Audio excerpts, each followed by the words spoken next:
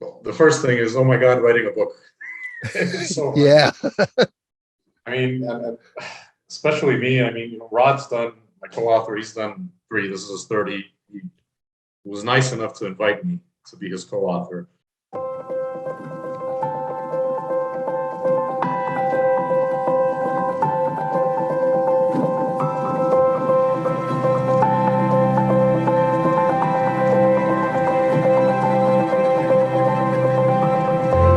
Welcome everyone to Seek, Go, Create. This is your host, Tim Winders.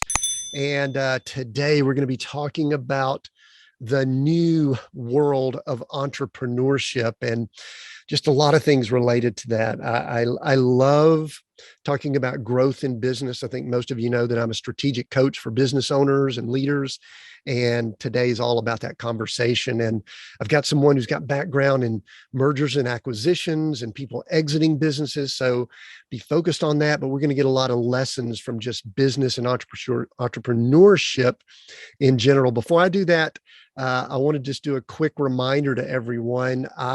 Your host, Tim Winders, has, depending on when you're listening to this, I've just released my my first novel, which is a very interesting venture for me. And it is a novel I'm titling kind of a leadership or business novel, but it's kind of really in the inspirational novel area. And I'm getting some great feedback on it. So if you have not checked it out, go check out my novel at timwinders.com/book, timwinders.com/book. Get a copy, get gifts, get it for everyone, and check it out and let me know what you think about it. Thanks for doing that. So let's go ahead and get started today. We have Stuart Robles as our guest, and he's got one of these huge, long bios and intros with all types of credentials. I'm going to do a short one and we're going to dive right into the conversation. He is a partner at Briggs Capital, a mid-market mergers and acquisitions firm, and he's the co-author of the book, The New World of Entrepreneurship, which I've done a quick scan and read about half of it here in the last few days. So welcome, Stuart, to Seek, Go, Create. Glad to have you here. Thank you, Tim. Thank you very much for the opportunity. Yeah, it's great to be here. We're going to have a fun conversation. My first question I'm going to ask you, we bump into each other. I want to know more about you. And I say, what do you do? What do you tell people when they ask what you do?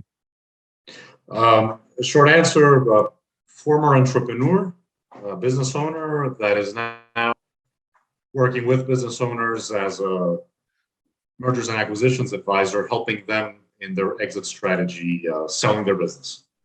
Okay. So I work with you work with business buyers. owners. Correct. Yeah, buyers and sellers. Now, the first thing that jumped out at me when you said that, though, is you said you're a former entrepreneur. Is that even possible? Can you get that out of your blood? Because I believe once an entrepreneur, always an entrepreneur. Am I wrong about that? Can you really be a former entrepreneur?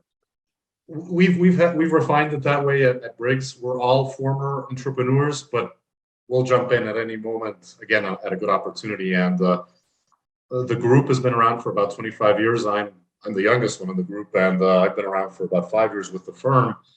But partners jump in and out because they go into companies or they go into manage organizations or start a new company. So the former entrepreneur is we've done it before, and we've been on the side of having to make payroll every month and suffering having to grow businesses and all the things that are not covered in podcasts like these about the hard part, in press and in things like that. Everybody covers the success, but it's always a really hard road to get there. That's usually not covered. So we say that we're former, but you never stop being an entrepreneur.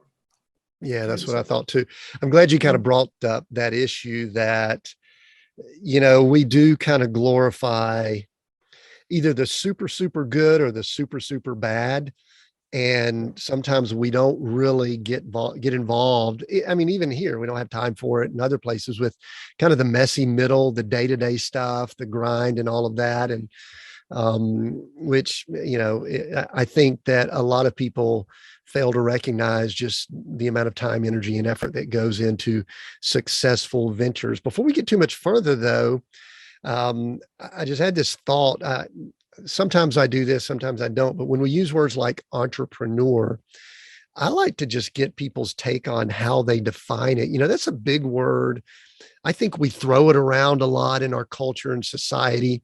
Sometimes we glorify it, sometimes we vilify it. It just depends. But how do you, and it doesn't have to be formal or technical, but just give me some thoughts on what an entrepreneur really is in today's world. We're recording this in 2022.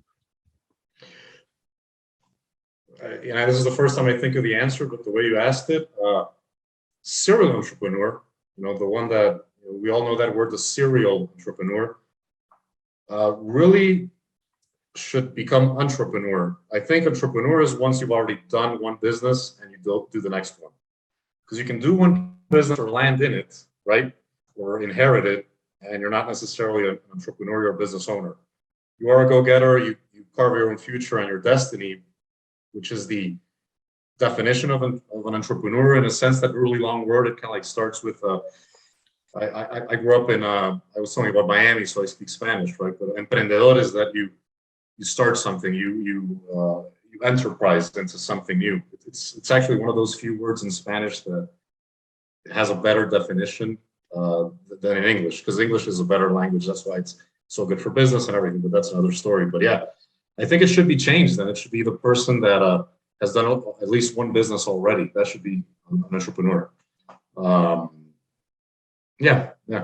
That's good. We work a lot with No, we work with a lot with serial entrepreneurs. They sell one company, took them 15 years to build it, and then when they jump back into the game after a 3-year, 2-year non-compete with their buyer, they just throw their hat back in the ring, and they will create a company the same size as the first one they did in 2.5, 3 years, because of doing it again, knowing what you know now, and that type of thing. When they go and they go and they go and they do 5 of those across their career and lifetime. Yeah. There was a period of time where I was a little concerned about my mindset. And maybe that term serial, someone introduced me recently as a serial entrepreneur, and we were joking, is it serial CEREAL or is it SE? Anyway, sorry, bad joke there. But we can laugh about this kind of stuff. But and you know what I was concerned about, Stuart? I was bothered that maybe my attention span, that I just didn't want to stick with something long, that I just wanted to keep starting it. And I'm kind of at an age where I'm not in that mode anymore. But do you ever notice that some entrepreneurs, this goes a little negative, but I want to bring it up, that maybe it's just because they don't stay with something long. They just want to keep jumping from one thing to the next, and don't ever allow things to mature like they really need to. It's really funny you say that, and I think we just added something else to the word and what the definition should be. But we had a client recently, and he was explaining why he's selling, because that's what the buyers asked for. Well, why are you selling? And he says, well, I'm an entrepreneur and I already got the business to where I can. Somebody else needs to bring in corporate governance, to hire better people that has more experience. I need to go out and create something else. It's my third company I create. That's why I'm selling. And they're not happy with the answer. Kind of like, oh, there's got to be something behind that. And so nobody's ever happy with the middle, right? The good, the bad we're talking about, but that could be the one. It's the entrepreneur is the one that can start it, get it going, get it to a level where it's gone past and you've covered this probably extensively, and your audience also, the valley of death, that all those stages that a new company, a new business has.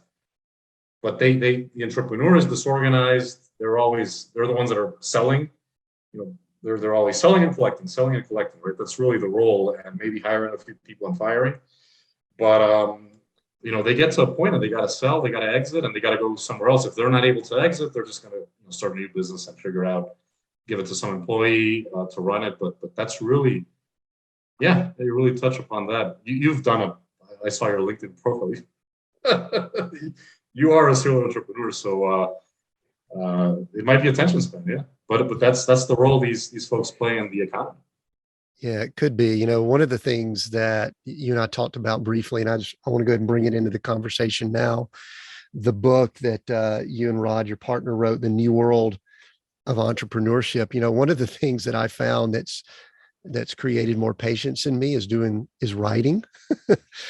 Because it takes a different muscle. It's one thing to just kind of throw things around and do business and all that, but writing's kind of tough. Tell me about this book. What was the catalyst for the new world? And I'm emphasizing that. And I've got more questions about that in a little while too.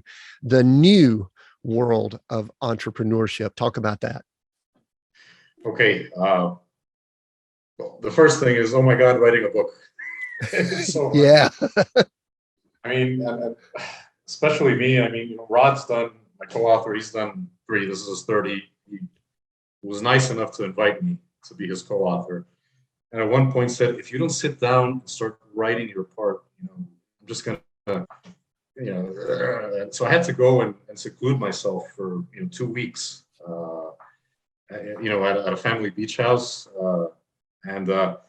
Where I grew up, and I used to go and I just had to hide and not do anything because I just had never written a book. It's so hard, so you have to sit down and write. I've done a bunch of articles and things. Anyways, but what a challenge, what a hard thing to do. It gives you a new world of discipline. Once you're done with it, you're like, wow. And maybe I can do it again, but then you're like, ah. But yeah, that's writing a book. So it's a real challenge. And I think in this world where more people are writing books, I think that's, most of us have stopped placing such a high price tag on the value of, but putting all that into, 200, 300 pages of content is really a lot of work. And it's very valuable. No wonder, and should be appreciated, I think, but it was really tough. With the thesis of the book, it's our take, Rod and I's, and our experience of, he's got, 40 years of experience in the business. I've had 15, 20 as an entrepreneur and about 5 as an investment banker, M&A, mergers and acquisitions advisor. But it's our take on the world we live in and the stuff we do, but post-pandemic. And it's the equivalent of now everybody can work from home, or, finally the e-commerce possibility of, worldwide business and things like that had been building up for 20 years since the advent of, late 90s and the dot-com, roaring dot-com era. It really, the lockdown made everybody have to do it digitally. And now, it's really, the barriers to entry to entrepreneurship are so much lower than they already were. And the access to capital is so much easier, and it's global, and you can reach anywhere. And that's really what it is. The pandemic made it a new world of entrepreneurship. And then we talk about that in the book, the new possibilities, the new resources that individual folks that have never enterprised, emprendido, have at their disposal in this new era. Sure. So the new world is really related to those things that occurred with what we'll call this catalytic event, the pandemic. And, we'd like to think maybe it was a black swan event. Maybe it was, maybe it wasn't. But what do you think? And this is very speculative and may not even worth having a lot of conversation about, but we were already moving in the direction. I mean, listen, I was a nomad and digital person in our RV a few years. And my wife and I've been traveling since 2013. We've been full-time travelers. But again, I don't know that everyone was in that mode. So what, you mentioned a few things, but what would have happened without all that went on with the pandemic? We were already heading down that path, weren't we? Yeah, we already were, but, I'll tell you, I've been a nomad. I've worked from my phone since the first BlackBerries, and never was at an office, and overseas a lot of the time. This has been since 2006. I've been doing the work wherever I have a connection. But everybody always, up until the pandemic, Stuart, you're never working because you never go to an office and everything. Really tough for people to understand it. They think that people that are nomads before are lazy or vacationing or have a trust fund that are not working. They do. And my business partners, they could not understand that I was the only one remote from the team. They're all based in Boston, right? And they all go to an office. They used to go to an office. They don't go anymore. But they could not fathom the fact that I was working from home in Austin, Texas, when I was living in Austin. I lived there for 15 years.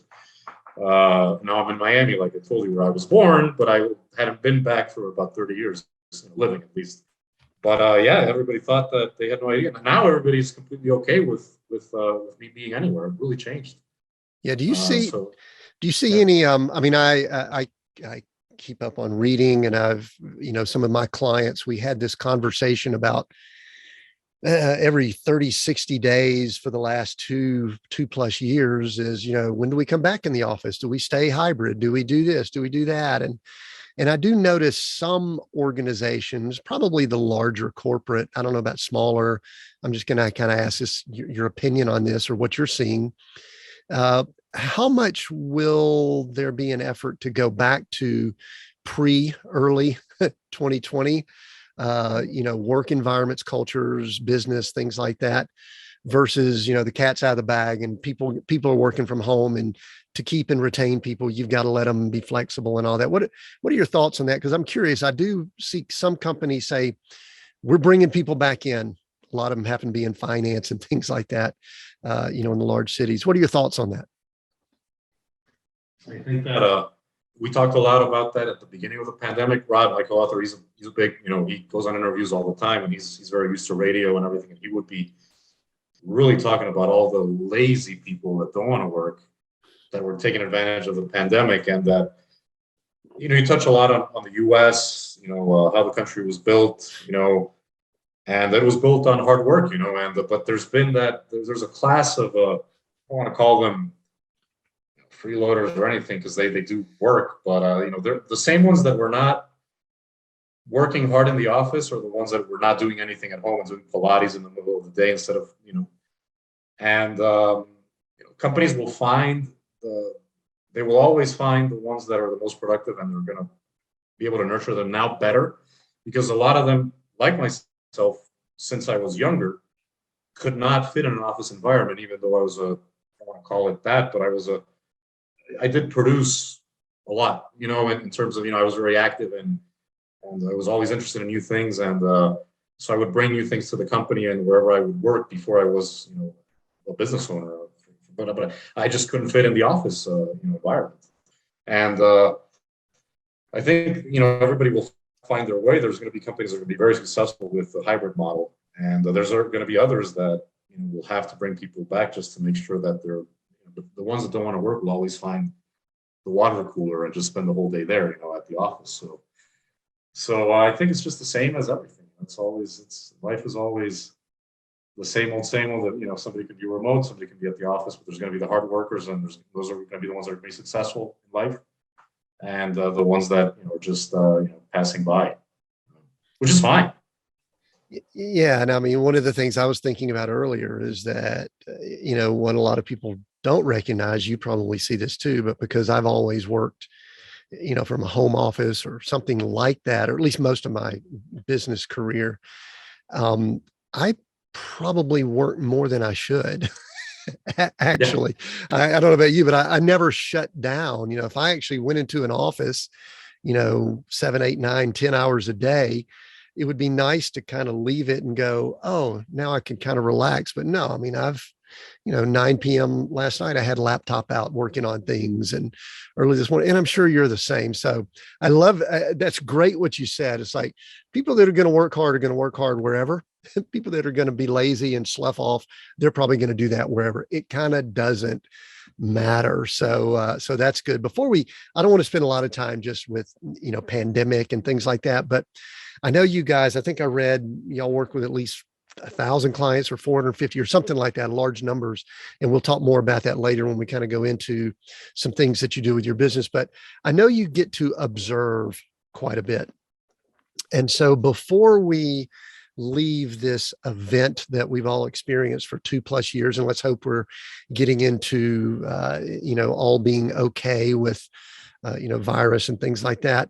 What are some big lessons that you have gathered positively, that owners of businesses, organizations have done through those times?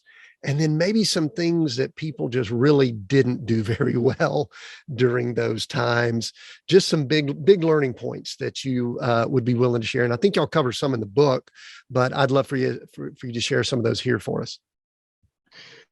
Yeah, I think that, there were some industries that adapted very well, and some that were unable to, right? And we saw, at least in our space, and the numbers are very big.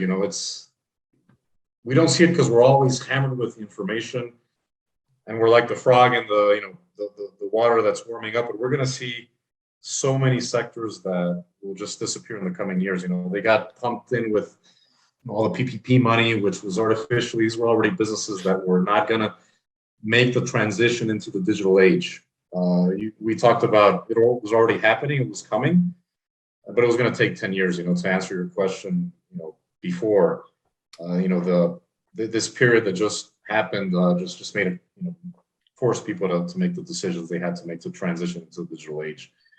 And we're going to start seeing the numbers are about 40% of what we know and business owners we know and industries we know are just going to be completely changed and going to disappear, and that it'll be something more for the historians to talk about, or maybe in hindsight, everything is 2020, right? And so if we have this conversation right now, it's still nebulous what it's going to be. It's not easy to explain, but there's just so much that we're noticing the buyers, not interested in things that have to do with physical transportation labor. They're getting into robotics and things like that. Nobody wants to deal with employees and the hassle that it's become. That's where the big investments are going. So who's going to get, once there's all this unemployment, how are people going to work and things like that we talk about. And it's more about the experts that know about these topics, where you can dive deep in.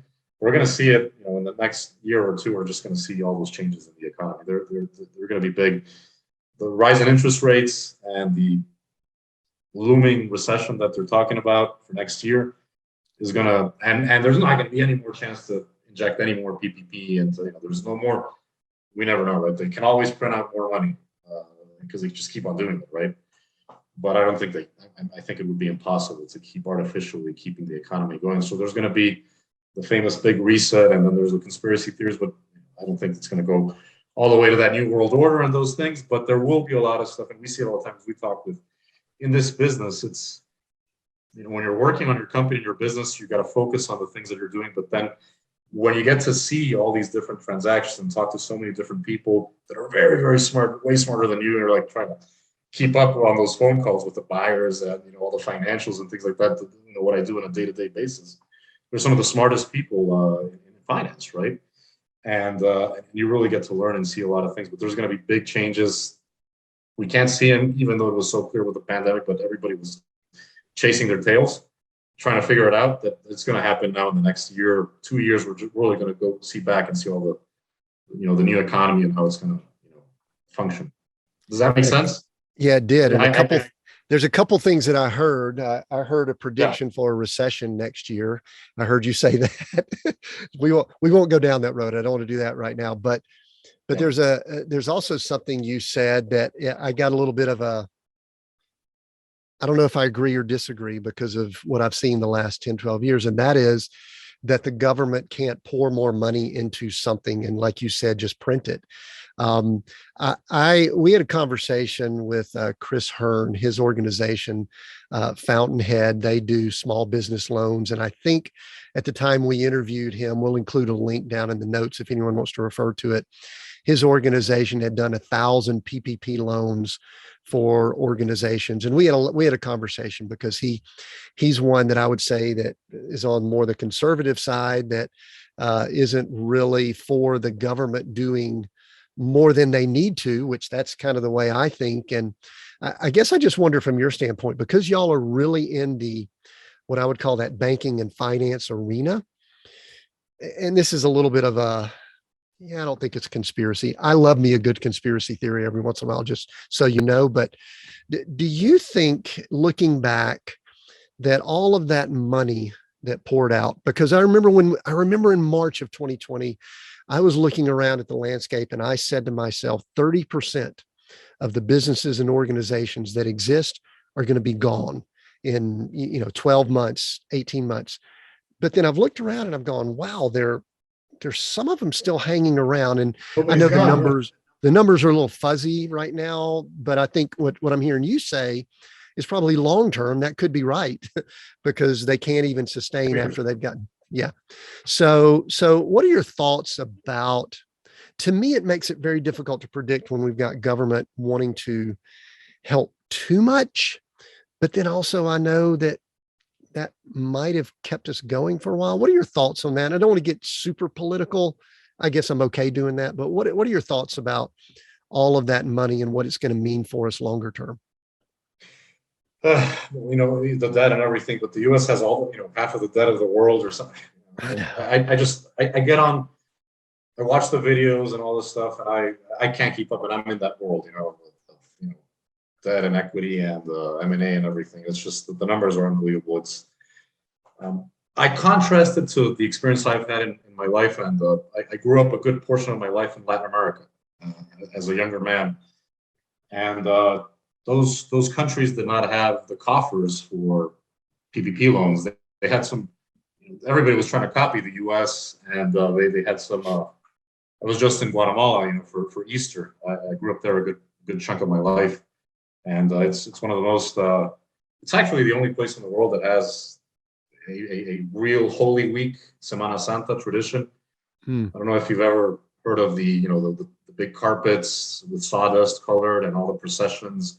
Every day it's thousands of people that carry the different auras are called in Spanish, but they would be the equivalent of floats. I don't know the word for a procession float, with depictions of the Bible and things like that. But that country was, I was back there for Easter and got to see that, which is an amazing experience. If anybody ever wants to have that experience, it's pretty unbelievable. But it's unique worldwide. In the entire planet, there's nothing like that for Easter week. Guatemala had its own flavor of the PPP.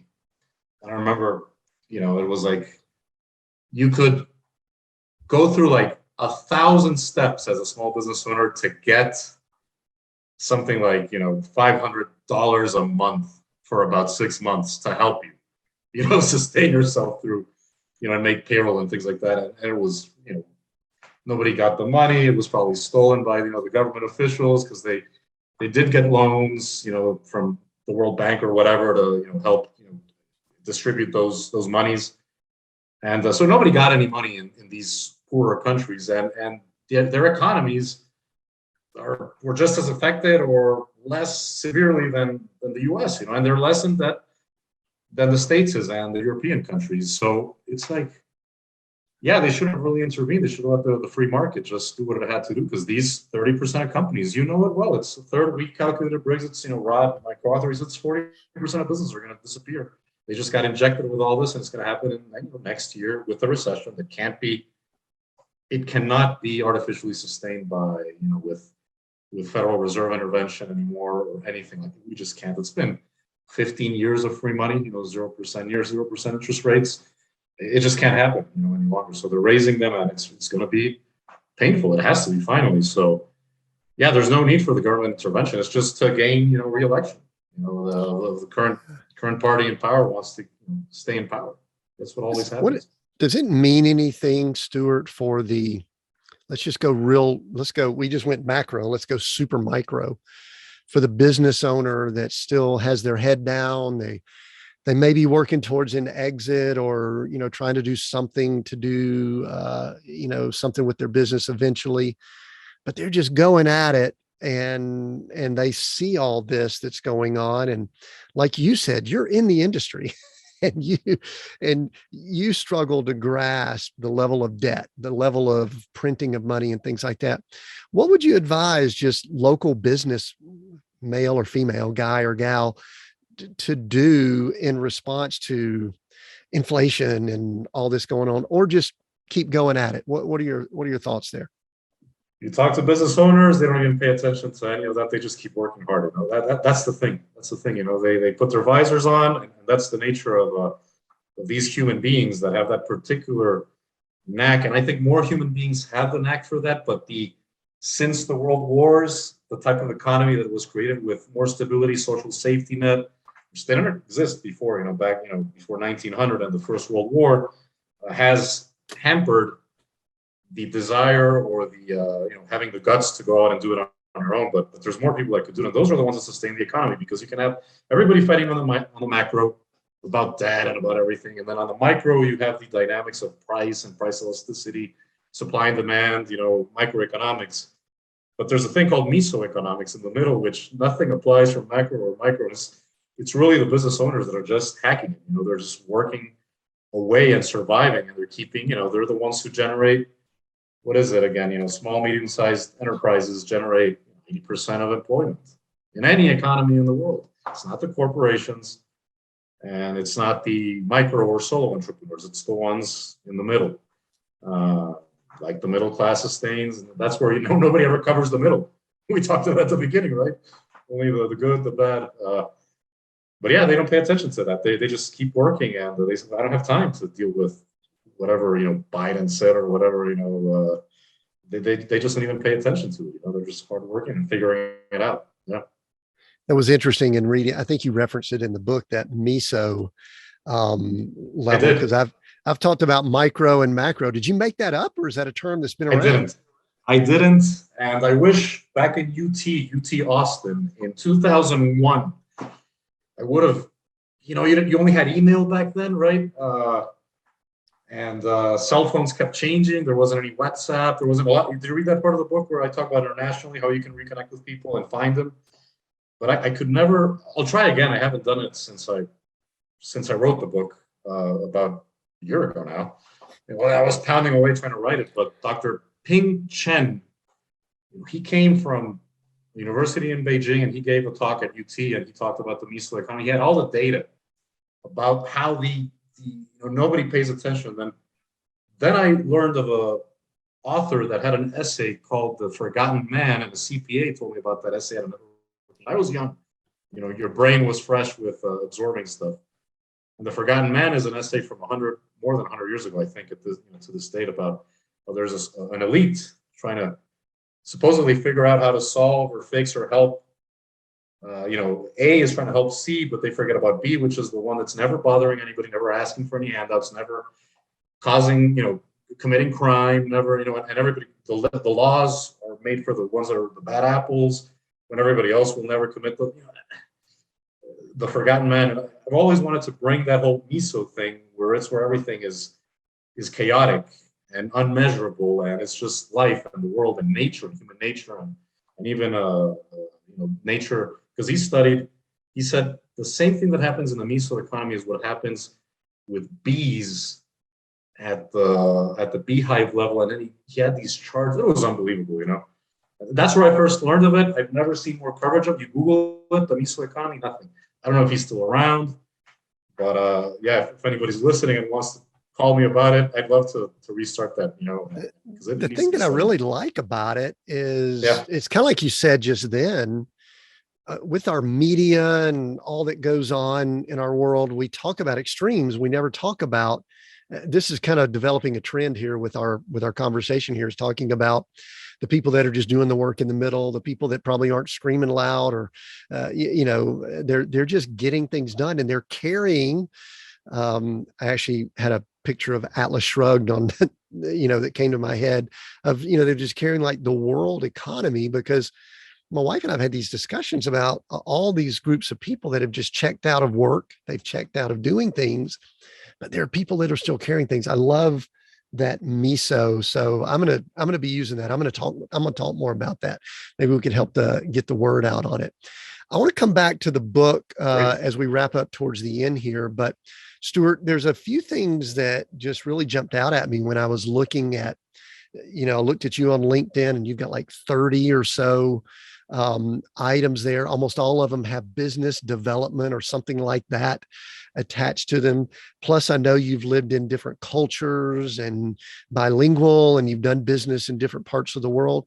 Tell me let's go back a little bit. Give me your background, kind of growing up, maybe parents or whatever what influenced you, and kind of how you got started in this world of business and entrepreneurship.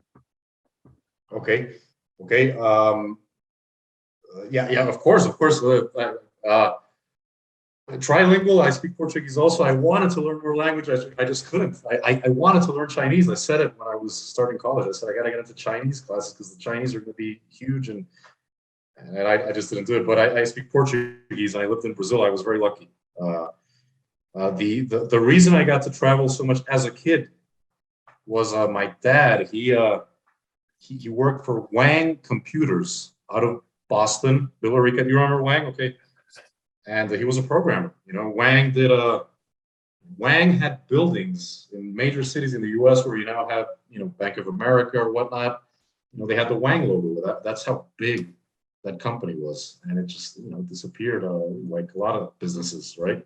They have their glory and they have to exit. But he was programming, and he had to program for banks, actually, software, banking software, all through the 80s, and that's where I lived in, Argentina, Panama, Boston, Miami, Guatemala. So that allowed me. I had to switch schools as a little kid, pre-K, kinder, first grade, second grade, all those grades, and when you're a kid, it's really easy to make friends, and you just go and you talk to people. So that, but if you get switched around, because you quickly make your friends and you create your two or three little buddies at that age, and you remain like that. But I think that the business development portion that I ended up doing in my life was because of having to make those new little friends when they had already created their little groups of little friends, because I would jump in the middle of the year. Does that make sense? So I would have to go talk to people that are already had a little. I think that allowed me to go talk to people and become a salesman. and the business development thing is really sales, right? That's what it is. So I've always been like a sales agent for organizations, either as a business owner, I'm the one who gets handed the selling, or I did a lot of bringing companies from Latin America into the U.S. market and from the U.S. market into Latin America and Brazil. That's why I cover Latin America in the book, but from the entrepreneur angle and how they can really make money in that market. The U.S. entrepreneur going into Latin.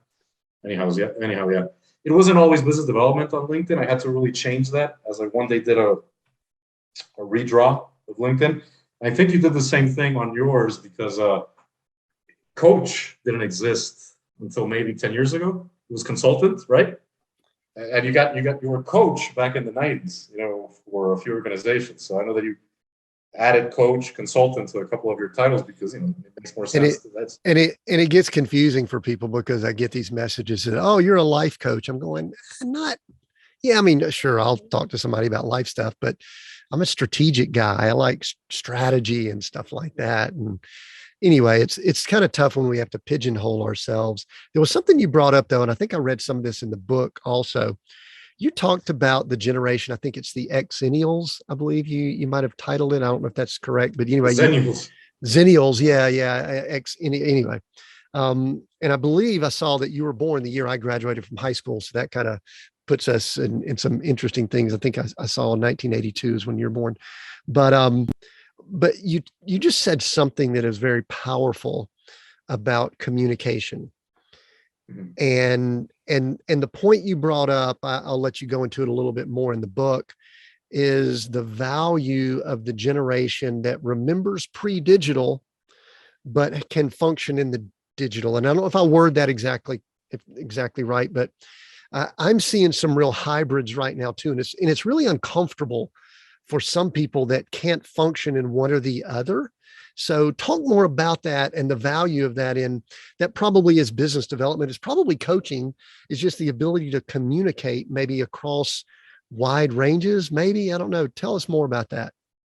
Yeah, there's two things about this demographic. It's a really valuable demographic, not to mention, but because I'm in it, I realize it, and because I talk to the folks that are around my age, and we have the same funny conversations about how it was growing up and how it is now, how our parents have had such a hard time with getting on their phones and learning about everything with technology, and how easy it is for the kids right now to just, they're born with a phone in their hands, but they can't do the basic stuff that's like composing an email, right? And they think email is dumb or whatnot. I got all these companies that I work with, some of my clients, and they put me on these Slack channels. I've used Slack 1,000 times. I'm like, can we do this on the email thread? Why are you copying the email thread you got and saying, I got this email and you want to chat about it on the Slack, and but they're younger, they're much younger. So the Xennials are between the millennials and the Gen Zers. I even forget, but it's the ones born like between middle of the 70s and middle of the 80s. And they had all the, it's really easy to measure. They grew up with analog technologies, tape, magnetic, and then, Walkman.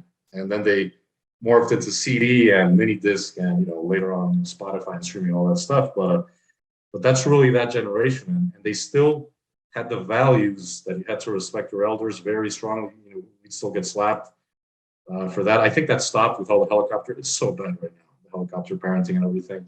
And then the whole anti-bullying. I'm happy that there's anti-bullying because bullies can be pretty bad, but there's now no bullies. Bullies really form your character. Anyways, we're getting into another topic, but yeah, we have to be careful with that. Be careful with that one. That one maybe by getting outside of our scope here, but I'm with exactly. But we're that generation. It's really weird demographically and then with the technology wise. So we're able to work with older folks. We're able to work with the younger folks, although it gets harder every time when I talk to the college students when they reach out to me, because they can find me on LinkedIn or through my old, alumni organizations that I'm an alumni of, IASIC and these international ones, that they're always contacting me. Sometimes I'm having a harder time for them getting what I'm trying to tell them, It's kind of weird, because I feel like the old guy. Come on now, I can't. Be careful talking about the old guy. We like to call it maturity and wisdom. We like to use mature versus old. So you could start using that if you want. Yeah. No, definitely. No, I got to start using it. I turned 40 this year. Got my first gray hair last week. I had always my first one, yeah. But the Xennials. If you look at them and you Google them, they're very valuable for organizations because you can be like, okay, you're a Xennial. You're gonna have to do these special tasks that are cross, lateral, diagonal, and like the special projects. They're gonna have, for a weird reason or another, they're gonna have a really ample view. They're gonna be very strategic about things, even if they were never taught about strategy or anything. You want to plug some of those in, and all they gotta have is the years that they were born in. Between around the mid 70s, mid 80s. And you're going to see interesting stuff if you pay attention to those folks. They're just weird like that. Yeah. Yeah, that's good. When you brought it up, I wanted to drill down a little bit more on that because it, we actually discuss it quite a bit here at Seek Go Create, just generational differences. And many times it's antagonistic and there's conflict, but I think there's also value. I mean, I'm one of these guys too, that I walk by a group of, generation that's younger than me, and I see them out, like there's 3 or 4 people and they're all on their phones. I'm going, why aren't they talking to each other? I don't quite grasp that, but yet there's still value at looking at how people do business. And we all do need to kind of work together. It kind of brings up something about your background that fascinates me, that I learned when we started traveling, and that is the value of experiencing different cultures. And I'd love for you to talk, because you moved around. I think I read you did business. I love what you shared earlier about Holy Week in Guatemala, because, if we look here in the US, it's become, Easter eggs and the Easter bunny, and everybody dresses up and goes to church. And that's the only little bit cynical sound in there, but I think you know what I mean. Talk about the value for Stuart in all that you're doing now in experiencing different cultures, because I think we can get very narrow, but just doing one thing over and over, or living in one place geographically. Talk to us about the value of that, about the different experiences you've had culturally. Yeah, people ask me that, and I should really put it in, in writing, like now that I write, but it's been so second nature for so long. But whenever anybody complains or tries to think, because they're different or whatnot, it's just second nature to me. And I kind of just laugh it off as everybody is the same everywhere. There's no differences. There's going to be the stuff that was influenced by the religions that they were brought up with, the climate, the weather, sometimes makes people a certain way. It really does. But in the end, there's no difference almost between the cultures. And but you gotta see the other culture, go to another culture and be immersed in it for 6 months, enough for you to see that everybody's the same in that other culture. You're going to have your jerks, you're going to have your nice people, you're going to have your hard workers, the ones that are trying to take over, the ones that are just being passive, the ones that are haters, right? There's that word today and nowadays, right? And there's always haters will always hate, right? And so back in the day, I used to promote a lot, and that's one of the alumni organizations that always reaches out. The alumni, the current members of that, it's IASIC, and they do an exchange program where they send you to work, a traineeship exchange program, and in the U.S., they bring people in under J1 visas, but there's an equivalent in almost every country in the world. This organization has 150 countries where they exchange trainees, interns, basically, to work at companies, but then study abroad at universities, study abroad when you're in high school, that 1 year where you can do it in another country. And there's a lot of, I encourage that so much to anybody, to have them send their kids, even as an adult, just do the plunge. You went to Australia and New Zealand. I've been everywhere. I still to this date haven't been to Australia. So I'm jealous that you've been there. You're gonna have to give me tips because I'm planning to go. But that's been one part of the world where I haven't gone yet. But yeah, I encourage everybody, if they've never been outside of their country, they should do it for a year. Just go for 1 year on anything. It will make the whole difference for how you look at life, how you look at problems, how you look at the conflicts that are happening in the world, the wars and everything. You're just like, it's probably people that have never been, in another country, immersed. I mean, it's so simple. I think one thing I like about what you just said, Stuart, is very powerful. And you said it quick, but you said to spend at least 6 months there, because to me, especially America, we could talk about folks in America, they'll do like a 1 week in Europe, or they'll go 10 days to Australia. You're just a tourist then. And listen, it's good to see things. I'm not saying don't do that, but it was really different to go spend 3 months on the South Island of New Zealand, living in a home there and going out to local restaurants and seeing the damage from the earthquake that had occurred, 4 years before, and talking to people and, going to a worship service when you could, and different things. I think it's just different when you get in the mode of living places versus just visiting as a tourist. And we've noticed that as we traveled, North America in the RV, people say, oh, you're on vacation all the time. Like we were talking about earlier, being a nomad, you're just goofing off all the time. It's like, we really actually don't do vacation. We just go hang out in cool places and we do our work. And then we go, like right now, we're talking about this weekend going over to the Black Hills. We're up in South Dakota. And so, we may go over to the Badlands or somewhere like that. We're just talking about that. And I think that is so valuable because that's how you really get the culture. So I wanted to emphasize that real nugget you gave, 6 months or more, try to be able to do that. I want to ask, we really talk about success here in a little bit different way than a lot of people do, Stuart. We use this word. I don't think everybody understands it. We redefine success.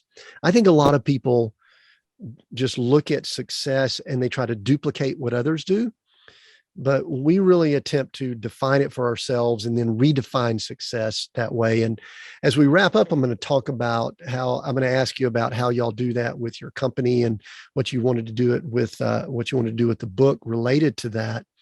But I first want to ask about your experiences. I mean, again, I think I counted 30 plus positions. I would like to hear just an example of one of those roles that made a huge impact from a positive that people might look at and go, wow, that was a home run. You hit it out of the park, exit, money, whatever. And then I would like to hear one that we might say it was not a success, but it taught you something. I think we learn more sometimes when quote unquote failure. I don't like to talk about failure that much, but can you give us two extremes of Stuart's background, something that was like, wow, he was awesome, look at him, and then like, ooh, that didn't look so good, but maybe you got some cool stuff from it because of the experience? Okay. The good was, what got me into where I am today at Briggs, which is, I've never been, happier doing what I do because I get to do all these interesting things, and there's good money, but there's never a dull moment. But what allowed me to get into Briggs, because Briggs only allows you to become a partner if you were a business owner and you went through an exit. And most of us, the requirement is you had no idea what the heck you were doing, and you did it wrong, and you didn't advise, and you thought you could do it because you're so smart, and you left money on the table, and you got a backstabbed by the buyer. You didn't get paid your earnout or your future payments. So it happened twice to me when I sold two businesses. But that was the success of exiting, even though it wasn't sexy. Allowed me to get into Briggs. And the more interesting one was the call center company, because when I got into that company on a business development role, years old, the guys were 40 people. There were 40 agents doing telemarketing. You kill what you eat. Try to you don't get paid if you don't perform selling direct TV, selling all that. Really, really tough telemarketing. The folks that you hate calling you on the phone, selling you stuff. That's what most of these companies. That's how they get started, and they all want to evolve and survive and become customer support inbound workers and companies. But when it was 40 people, and in 4 years after I entered and joined, we were 950 people. So it was a massive explosion of growth in terms of employees. It was a university, and so it was a 4-year college. Learning about everything in terms of that world where the entrepreneur has no time to even look at the news and what's going on in the world. You're just solving, the next, the furniture you need to buy to sit more people down as the company keeps growing, hiring people, putting ads on the paper, dealing with lawsuits from a disgruntled employee, because you got 950 of them, right? The bank, you owe so much on the bank. Our leverage, or bank leverage, was so high. We were every day a minute from going bankrupt. If anything went wrong, if anything fell from where we were getting our revenue, we would not be able to make our pay our loans off. And so that's an interesting learning experience, and it was a great exit. In the end, I exited. It wasn't as much in terms of monetary value, but it did allow me to get into Briggs, which is great. And two bad experiences actually. I had a really good idea for a startup, and we got funded, and my co-founder, who was in China, I did all my part, which was getting the clients and getting everything set up and getting the funding, and then which happens with people all the time, and people will be people. He just disappeared and never answered the phone again for like 6 months, and never did his part, which was the part of overlaying and pre-installing apps onto tablets. I'm talking 10 years ago when tablets were starting to be the new thing. And, that's when Zuckerberg famously said, a tablet is not a phone. And everyone's like, what? Everybody thought tablets were big phone. Anyway, so it was a big shift in the market then. And he had the relationships. He had been living in China for many years. He disappeared. And I had to go tell everybody that we weren't going to be able to deliver them on the product we offered, and asked for payments to give them their money back. A lot of clients prepaid because they believed in the idea and everything. And it took a long time to pay people back. One of our biggest supporters was a gigantic company out in Silicon Valley in Brazil. Great guys. They were back in the day where Movile was the name of it. And now they've changed it to another name because they've just become gigantic. They have a conglomerate called iFood in Brazil, and companies in the US, but they, after like, the sixth payment of maybe 12 or 15, they said, you don't have to pay us anymore. They really, they saw that I was paying back and showing up and trying to see what I could do. And then they just said, you don't have to pay anymore. And the same thing happened at Site Selection Magazine, and Adam, rest in peace, he passed away during the pandemic. But he also, I got prepaid on the commissions. I was just an outsourced salesperson there for Latin America.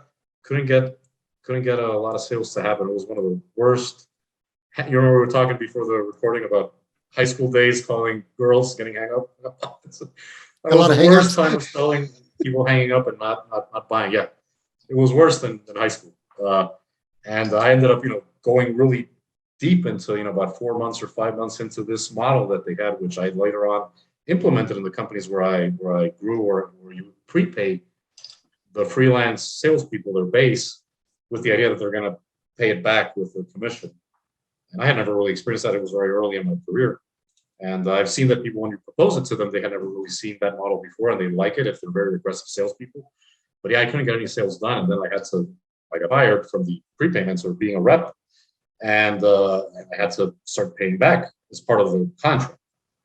And after like the third or fourth payment, where they said, you don't have to keep paying us back anymore. So I've forgiven a lot of those debts to people when I see that they're. But you know what the thing is? Whenever somebody starts paying back, I forgive them after the second or third. But most people, Tim, they never honor the contract. They don't pay you back. They don't pay anything back, and people are like that, and that's what you end up learning about folks. It doesn't matter whatever you sign. You're not gonna go sue somebody, for 10,000, 50,000. It's more expensive to use the lawyers, and these contracts are usually for that amount. Yeah. Yeah. I love. Did I get disconnected?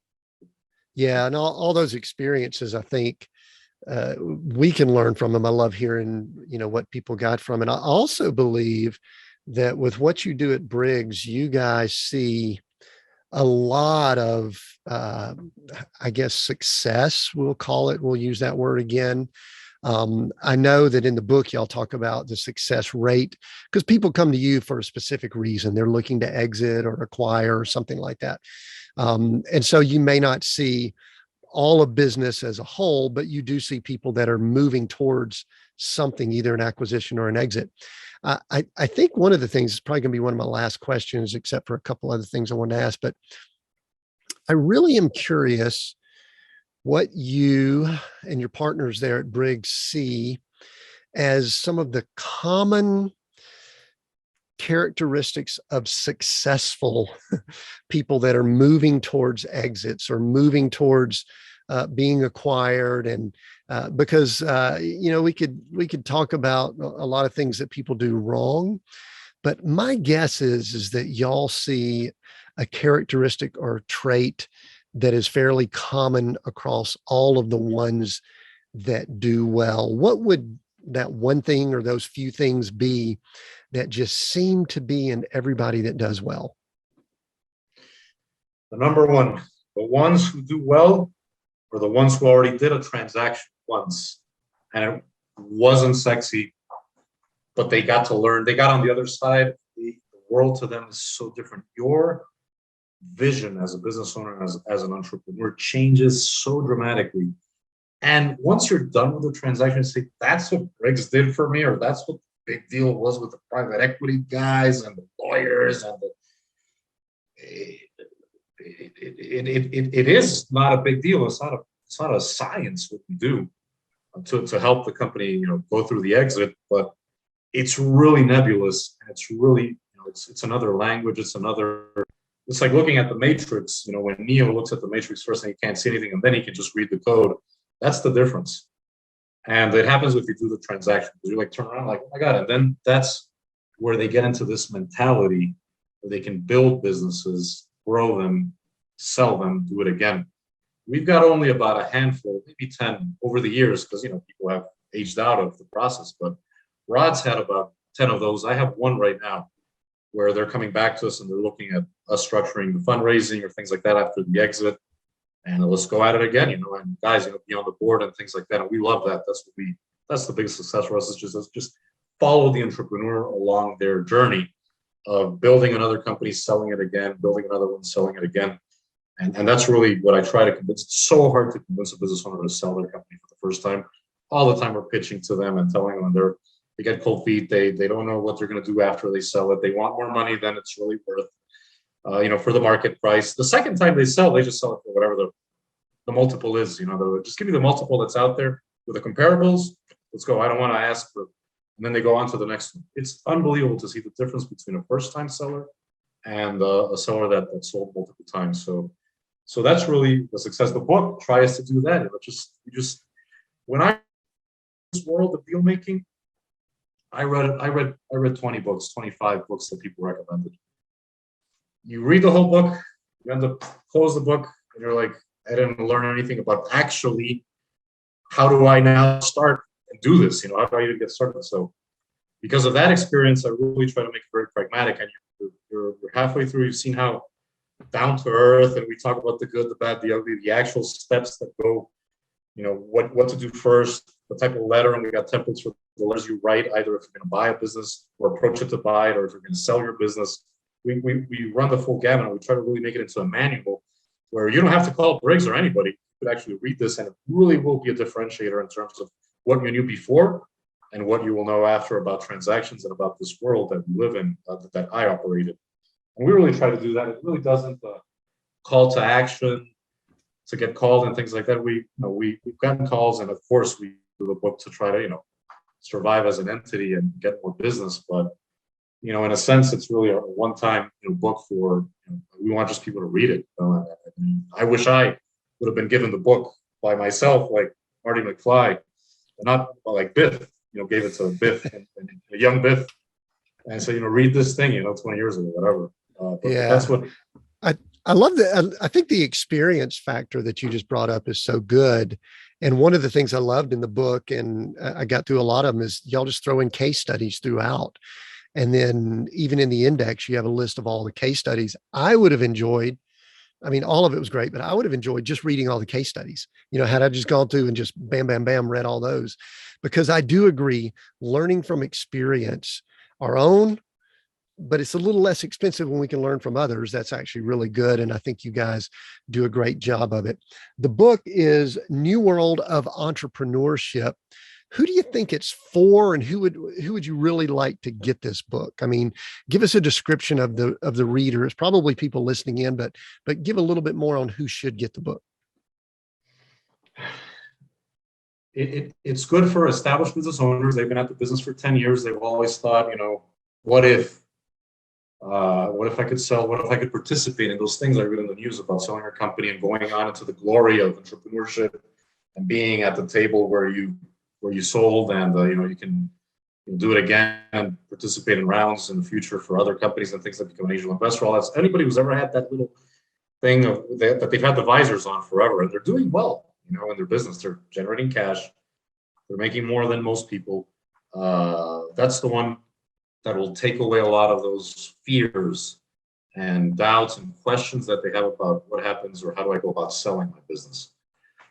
And then to the would-be entrepreneur, and that's really how we were lucky to get on your radar screen on the podcast, was with the whole Great Resignation, when we sent the pitch over, because you're so famous, I said already, you booked out into like 6 months of the future. We sent the pitch like in December, and it was about the Great Resignation. That was the big buzzword at the time, that a lot of people were jumping ship, not necessarily to go work for somebody else that was offering more salary, but to just become their own business owner, right? Become their own, carve their own destiny, and implement the business idea they've had for a long time.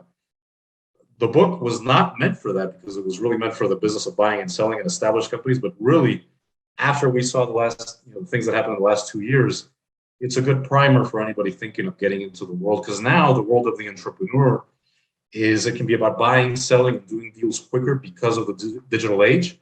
You can do the transactions so much faster than before. We're doing things that used to take 9 months in 3 months. It's ridiculous how quickly some of these transactions happen. We still have the 9-month transactions, which is the usual time frame from beginning to end, but things have happened within 3 months, which is unbelievable, unheard of in the space. So yeah, Very good. Yeah. And I do recommend people I enjoyed it. I thought it's just good business information. There's just like great examples and information. The case studies are examples of real life. We just have to change the names, Yeah. And not only that, but at the beginning, you give some great resources with websites, and also the terminology that you go over that I was pretty familiar with. I'll tell you what, a lot of it was actually very valuable for me, because it kind of clarified. But, if someone's just interested in learning more about business, I think that there's value there. Stuart, if someone wants to connect with you or get the book or just get in touch with you, where do you want them to go? We'll include it down in the notes, but where would you like to tell them to go? I was I've been on LinkedIn since the beginning. So, Stuart Robles on LinkedIn, Stuart STUA, right?